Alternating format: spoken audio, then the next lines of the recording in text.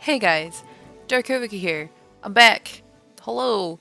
I wanted to do a video talking about something cool that I've been working on.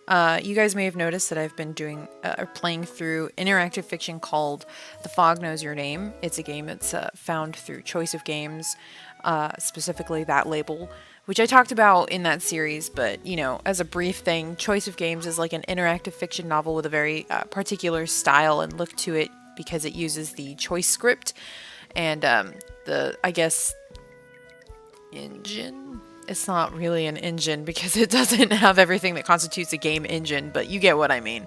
Um, so the thing is that I've actually been working on one of my own interactive fiction stories, and I figured, you know, I've technically shared chapter one as it is currently with the forum for Choice of Games, and I've also created like a Tumblr blog for it because I guess that's what everybody does. I don't really like Tumblr, so I literally go on there, post, and then I don't look at anything else because I have some PTSD bad experiences with Tumblr. So I like scroll super cautiously whenever I'm on Tumblr, and then I'm like, ugh, I have bad feelings, and then I leave. So, so I post about it, and it's really nice though because so far everyone's really friendly and really supportive and really excited, and it's made me really happy. And all right, I'll get to the point, right? So this story that I'm working on is kind of experimental because I've never done this before. I'm mostly like the type of person who does traditional writing, which is not to say that that's any better or anything. It's just that, you know, that's just what I'm used to. So, you know, I'm not quite used to what goes into interactive fiction and how to properly write interactive fiction. By the way, all the links for all of this will be in the description below, assuming I remember. So if you wanted to check out the Tumblr or you wanted to check out the Choice of Games forum post for this, if you want to play the game, because I do have chapter one as it currently stands, I am currently elongating chapter one. It's not going to end where it currently ends. At first it was, but then I thought, wow, this really does go by very quickly, even though it's like 18,000 words. I'm not even joking. It's 18,000 words. Choice of game. Interactive fiction is like a whole other monster, right? Like, you're like, oh yeah, chapter one should be like 2,000 words. And theoretically, it is, right? Because that's all that you'll see. But there are 18,000 words in chapter one.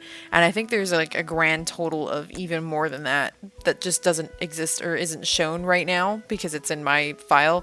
Yeah. In excluding command lines like code and stuff, it's 18,000 words. With that, it's 20,000 words right now. So there you go. And it's a game called, all right, now bear with me. Okay, it's called Trust Me, Obey Me. It's not that. I swear, the reason I call it that, and I can't think of anything else to name it, don't come at me, is because I'm currently testing the concept of like making a sort of like game that has stats that are really obvious. So a problem for me, and I mentioned this in The Fog Knows Your Name, is that I never pick the right thing.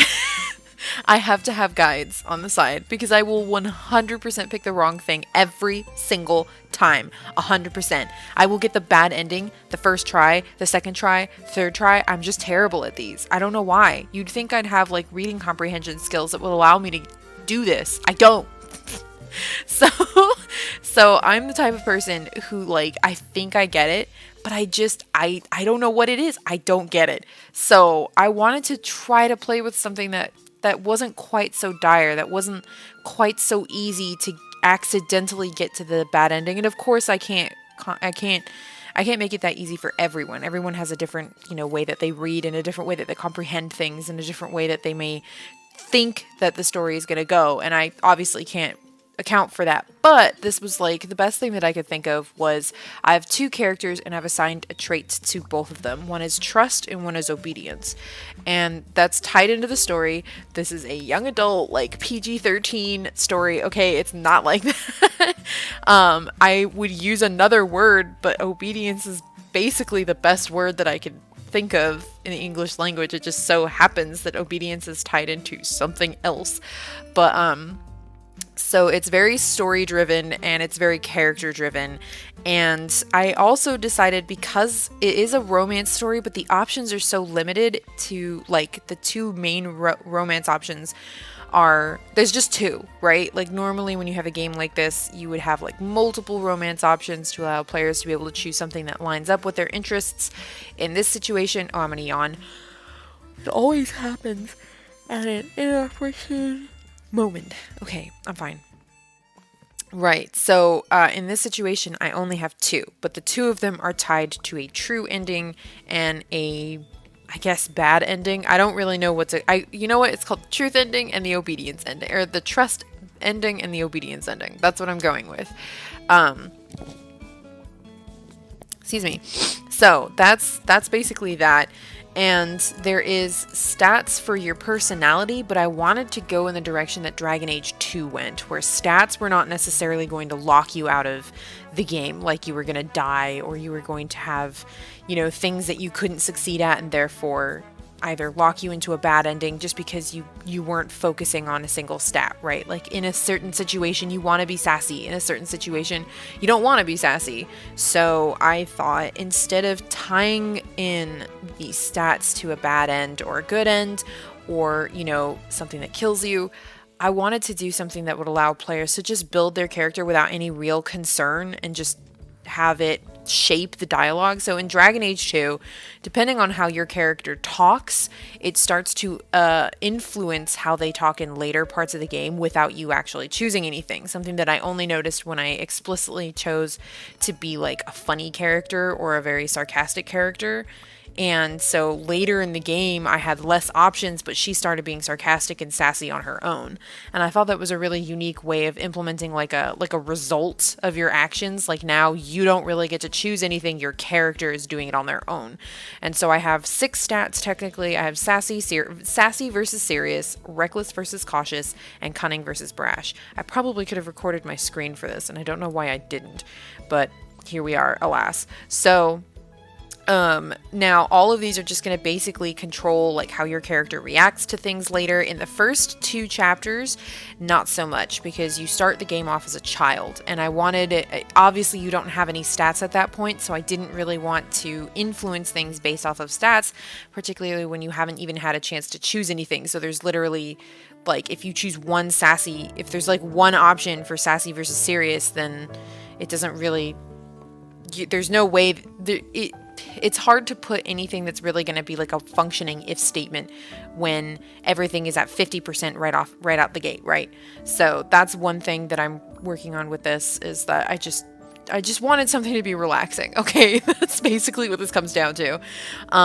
So there's that, and then for the 2 main love interests. So, okay, another thing that I'm working on with this is that there are several really big major branching options. I guess 2 really big ones that I can think of at the moment. In the beginning, it's your past. So there's 2 pasts that you can choose from. Currently, there's only one because I actually decided I didn't like how I wrote the first original path, so I yeeted that. And I'm rewriting it. Now there's only one, but there's a merchant path and an orphan path. What this changes is basically just how your background is, how you meet people, and it will change experiences down the line. So things from this will come back to haunt your character or come back to make an appearance in the story. It's just going to have something come into play later. But it's also, the entire beginning, the entirety of chapter 1 is split into 2 parts. Like, it's just completely, there's no common route at all in chapter 1. It's just 2 completely separate paths, and then they meet for a commonality in chapter 2. And so chapter 2 is where everything comes back to a common path. Later on, based off of your 2 stats, trust and obedience, is when it will branch again. And I haven't decided yet if I want to make that a choice or if I want to make it a reaction. So you don't get to choose. It's based off of who you have more stats with, trust or obedience. And then, I was talking about the 2 love interests. So their names are, you can choose their names and you can choose their genders. So they don't have a canon name and they don't have a canon gender. I obviously have canon in my head, which I see, but that's just me. You can also customize your name and gender, and you can customize your siblings' name and gender.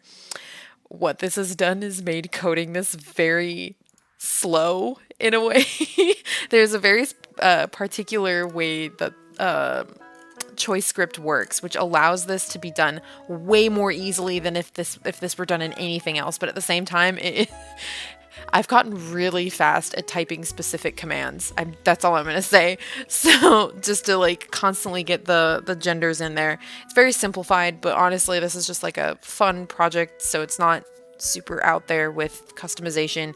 I don't have physical customization, and I still haven't really decided if I want to commit to physical appearances for the characters. Most people voted that out of like, I was originally even considering allowing players to physically customize their player character and even the romance options, but that was so many options.